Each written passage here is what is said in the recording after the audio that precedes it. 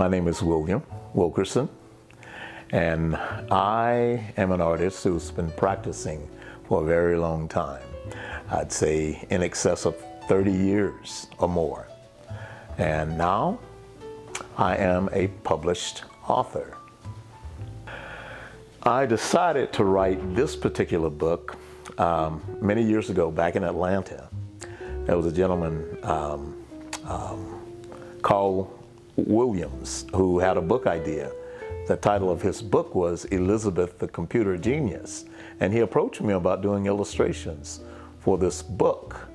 And I can honestly say at the time, I did not have the maturity or the desire to engage in that particular project. But it did kind of make me really curious about the process and what was involved. So over the years, I looked at a lot of Caldecott Medal winners. I looked at a lot of Newbery Medal winners. And that desire just kind of increased over the years. And before I knew it, I was really entrenched in the idea of just trying to create a children's book of my own. And my wife can tell you that I've amassed quite a collection of children's books. And every year, about the time that they're presenting the Caldecott Medal Award, I go to the library to gauge the quality of the effort that was put forth, for these awards, even the honor books. So essentially what I did was, I would look at the stuff that was done, and I would kind of look at the work that I felt like I was capable of, and I felt like, hey, you know what, I can do that. So I really started to pursue it more actively. And then before I knew it, I arrived at this place. But before I got there, I procrastinated like nobody's business. And it takes COVID to kind of create a sense of urgency in you, because, it's in those moments that you feel like, well, I don't have as much time as I thought I had. So I was about the business of getting it done. And in addition to that, if I'm allowed to say one more thing, my sister-in-law, Donna, did a book, and that was really, inspirational to me. We had some other people in our church group that did some books, and and I just became more and more excited the more that I saw. And I saw what other people were doing, and I said, hey, you know what? It's time for me to get busy on this project. And I did. And the culmination or the fruition of that culminated in June of this year, 2021. How long did it take for me to complete the book once I really, just got the idea and just was really focused on getting it done? I'd say probably about 3 months. Yeah, truthfully about 3 months. And my wife can tell you that I was working on illustrations. Probably I was doing maybe about 1.5 a day until, I got to about 28 of them actually. And then my youngest son got this tablet, this iPad, and I saw the possibility of taking some of those images that I did in the traditional way, like with color pencil or painting, and I could scan them and upload them into the computer or the pad, and I was able to manipulate those images and create all kinds of visual effects with them. And I just, initially it was kind of difficult, but the more I worked with it, the easier it became, because I got a lot of practice, trial and error kind of stuff. But to answer your question, how long did it take? About 3 months or more. Yeah, this book that I was blessed to create is a book about positivity, about light. And so often you look on the news and you see, just so much negative stuff going on. There's not a moment where you can't look at the news and see something that's good and positive and wholesome. And, just teaching kids, the elementary school, my last experience teaching here in Las Vegas was dealing with elementary school kids. And I have to honestly say, maybe it was, for me, at that point in my growth and development, or as a teacher, or maybe I was just getting old and impatient and not tolerant of ill behavior. I just saw so much negative stuff. And these kids, I mean, they embodied so much negativity. And I just felt like in my small way that I could do something to change that narrative and you know, just try to impact that situation in more of a positive way. And that was my attempt through this book to address that on some level. So that's why I entitled the book, The Light in My Room. And the light in my room wasn't necessarily literal, it was figurative in the sense that it was about the light inside you. Because if you have light inside you, then you have your own truth, you have your own revelation, you have your own realization and understanding about just how good you can be. And it doesn't matter what's outside of you that's going to necessarily dictate to you on the inside what you can do and what you can become. And it was aimed mostly at kids because that's the foundation, that's the root of everything that we start off and do. And ultimately those values carry over into our adult lives. And they create the people that we become ultimately. Not that we can't change it as adults, but you know, if that foundation is kind of shaky, that makes for a very bad start. How the process relates to my previous approaches to creating art. Well, this time around, I worked with color pencil, but I've never utilized that as a method or an approach to producing art exclusively. So I just felt like this would be a good way to do this. And you know, and I'd seen other artists, you know, particularly artists who were doing illustration, for books, that they would do stuff on illustration board or heavyweight paper, you know, watercolor paper. They'd utilize a variety of mediums to do it. And I just felt like, okay, well, I wouldn't do canvases because you know, that's typically how I approach producing art. You know, canvases, obviously traditional medium and more permanent, but for the purposes that I was doing these illustrations exclusively for the book, I felt like, you know, this would probably be more expedient. And that's why I chose to use color pencil. And as it panned out, that was the perfect medium. And then it lent itself to me doing the scanning of the images because it would be hard to scan a canvas. And I scanned those images and I was able to upload them to the iPad and manipulate them more and enhance what I felt like was already a good foundational, fundamental creative effort. But the ability to manipulate those images in the iPad, boy, that was heaven for me. Pursuing this whole publishing situation. That's why I looked at you and I was picking your brain to see if I could arrive at some conclusion about what's the best method or approach to take. Because, you know, going in, you know, I'm just like a deer in headlights. You know, you don't know what to expect. It's all daunting and overwhelming. And, you know, and just going in, not knowing what to do and how to do it. And you know, it was just almost to the point where it was overwhelming. So I did choose the self-publishing process because I felt like, you know, my credibility as an artist or as an artist who was trying to get a book published wasn't necessarily on the radar screen of a lot of traditional publishing houses. So I felt like, you know, the independent publishing or self-publishing avenue was probably the best route for me. And I had purchased a publication packet from Ex Libris. And they laid out what it was that they could do for me in that regard, you know, say, well, they can do this and they can do that. But again, because of my lack of knowledge and my inexperience, you know, understanding that whole process, I didn't know if it was sufficient or adequate or inadequate, you know, about what they were offering to do for me. As it stands, as it turned out, a lot of it was inadequate.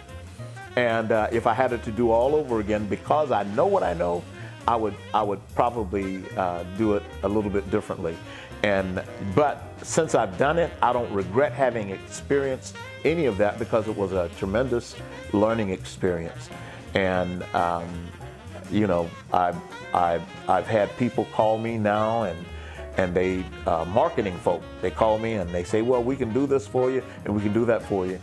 And I could sense, I got a really, really good sense about, you know, what they're trying to sell me. And I tell them, I say, well, okay, before you say another word, let me ask you, how much is that going to cost me? So then they stop the spiel and they start spouting the numbers about what it's going to cost me. I say, well, you know what? Guess what? I'm not ready to do that right now. But, you know, me early on, I probably would have jumped at it. Oh, wow, man, that really sounds good. But because I know what I know now, because I've experienced what I've experienced through that whole process, I know now it's like, no, I'm not ready for that. And when I do, I know what to do for myself without having to depend on some middleman or somebody else to do it for me. Now, it might be a great deal more extensive, a lot more work, a lot more involved, but at least I can do it for myself, and I'm not having to pay somebody who makes guarantees, but we know that there are no guarantees out there in this world. My reasoning for publishing the book was not necessarily to make some kind of big entrance into the publishing realm. I just felt like, you know, just from a very foundational, fundamental, basic approach, it was my attempt at changing that whole narrative about, you know, kids and their self-image, and that the negativity that was just being poured into them. And I just felt like, for me, that was my means of going about addressing that problem on whatever level that I felt that I could. But now that I've done that, you know, it started to take on a whole different meaning, if you will. I'm not necessarily too overly concerned about marketing in the strictest sense of the word, but, you know, I'm not, you know, just poo-pooing that idea. And I understand more about the marketing aspect of it, you know, with social media and all these different platforms that exist out there. And I'm finding out more and more about them, because I see some of the traditional companies, and even those that are calling me and saying they can do this and they can do that. I understand more about what's happening out there and how to more effectively go about, you know, utilizing that to my benefit or my advantage. But at the end of the day, I think if you turn out what we equate to a decent product, if you pour your heart, mind, body, and soul into it, and you give it your best effort, and you make what at that time might appear to be your best work, then I think that it just takes on a life of its own, and people take note of what you've done, and that what they're saying will help that situation. But you can enhance that whole experience by taking steps like, you know, putting it up on social media and talking it up, or utilizing whatever means is at your disposal to help that whole marketing approach. But again, I don't want to say that I don't need anybody else's help. It's always good to have people show you the ropes and tell you what you can do to enhance that whole experience relative to marketing. Well, I'll tell you, the whole book signing, and I have to credit my wife, because she was key and instrumental in helping that facilitate that whole process. And I have to give her props. She is really great at, you know, just doing stuff, you know, like event kind of stuff. You know, she just knows stuff, and she embraced the challenge to do so. For me, I just kind of follow her lead relative to that. But at the end of the day, I think that this, for me, just exceeded any expectations that I had. In all honesty, I didn't know what to expect. But I was so pleasantly surprised with, you know, just if only 5 people had shown up, you know, that would have been just beyond any expectations that I've had. But my sister-in-law Lori and Antoinette, they came all the way from San Diego, and then I had my good friends Otis Sanders and and his lovely wife Frida come from LA, I tell you, that would have been enough for me at that book signing. But just to have the number of people that eventually had shown up, and even if those people, if you guys hadn't shown up, just the ones that were contacting me on social media and buying the book and letting me know that they purchased the book, you know, I said, wow, you know, that was really great. And then I'd get some feedback from time to time from people that had purchased the book, and they would say, yeah, this is really good.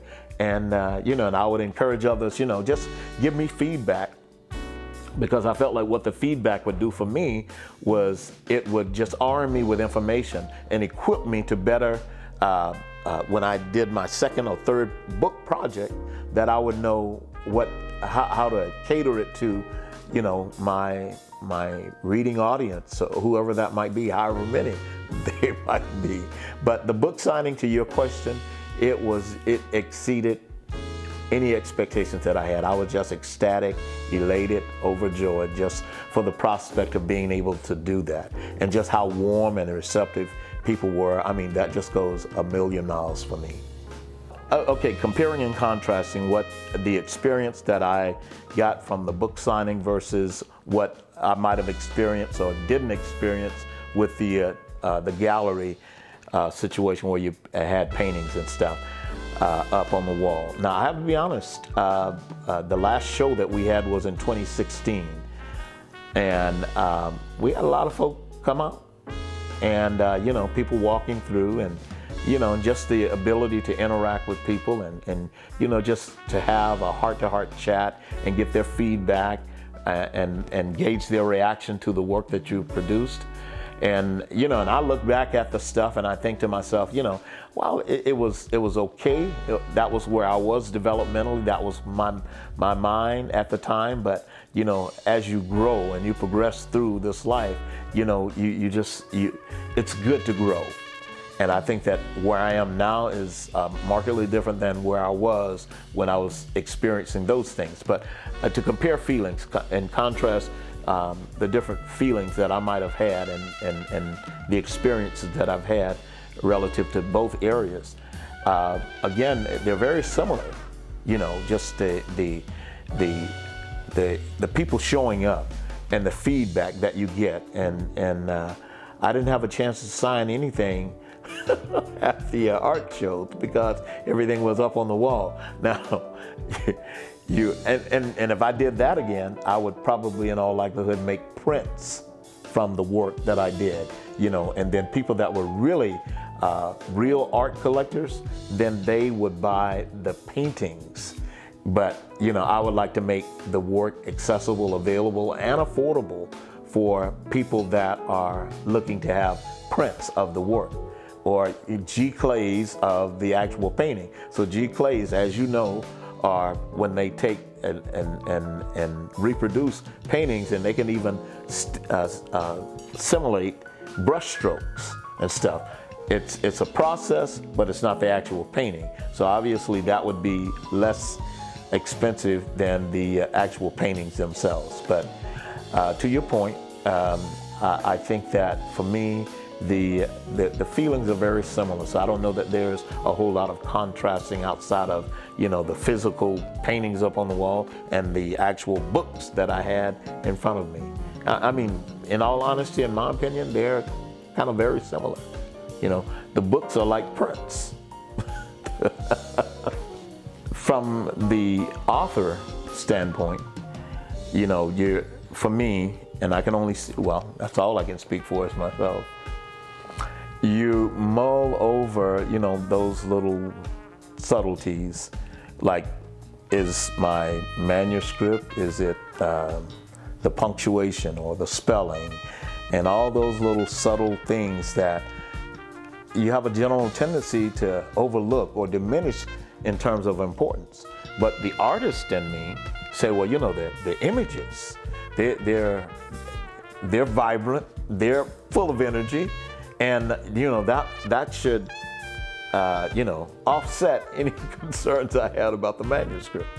But at the end of the day, all those should be of optimum concern to you as a published author. And because it all coincides, it all goes together, and it culminates in the finished product, which is that book. And if you neglect any aspect of it, you are diminishing it as a credible, viable piece of work that, you know, people are, you know, interested in, hopefully, and buying. But from the artist standpoint, I've learned quite a bit. I've learned that, you know, you can't just rush through stuff. And you have to exhibit a world of patience, you know, in terms of infusing quality into the effort. Because if you're rushing through it, then, you know, you might neglect some critical developmental things in that painting or that drawing, or in this case, a book, that would lend itself to just enhance just the overall, I guess, the overall importance of the art itself, or the book in this case, or the painting for that matter. So long story short, and it's been a long story, I just feel like I have developed a little more patience. Now, I said at the beginning, COVID created a sense of urgency in me. The urgency stems from the fact that, yeah, you don't have a lot of time to do stuff. So you need to be about the business of getting the work done.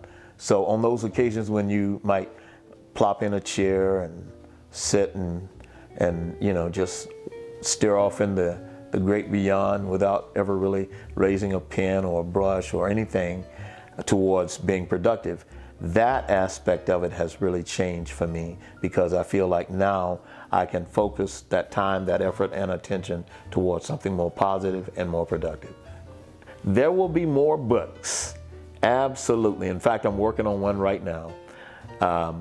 Actually, I'm working on two. I'm doing the illustration for a good friend of mine, Derek Taylor, who's decided that, you know, on the heels of seeing the little book that I did, he wanted me to do some illustrations for his book. So I'm working on his, and the title of his book is A Gift for a Special Child.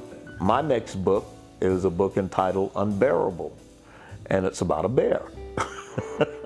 It's about a bear that's obsessed with honey. Now, we can ask the question, what's your honey? Is your honey money?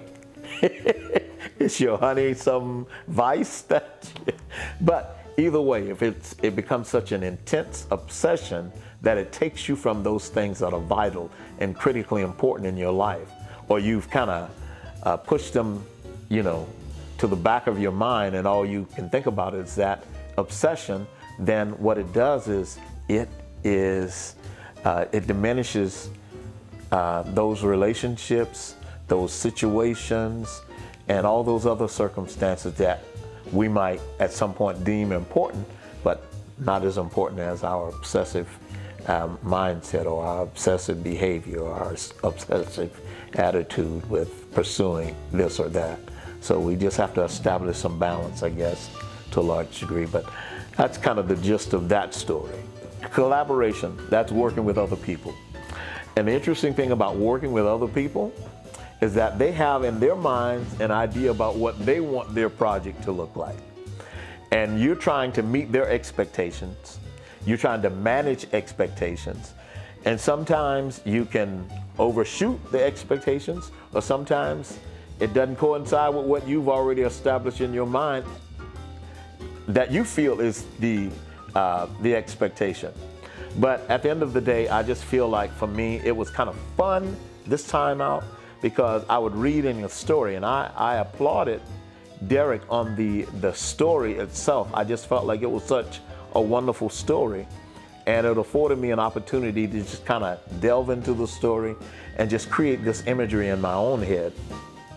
Just the whole process of engaging actively in producing art, producing children's literature, which has been something that's been fairly close to my heart in these last years, and just seeing, you know, just what's potentially possible out there in terms of reaching other people.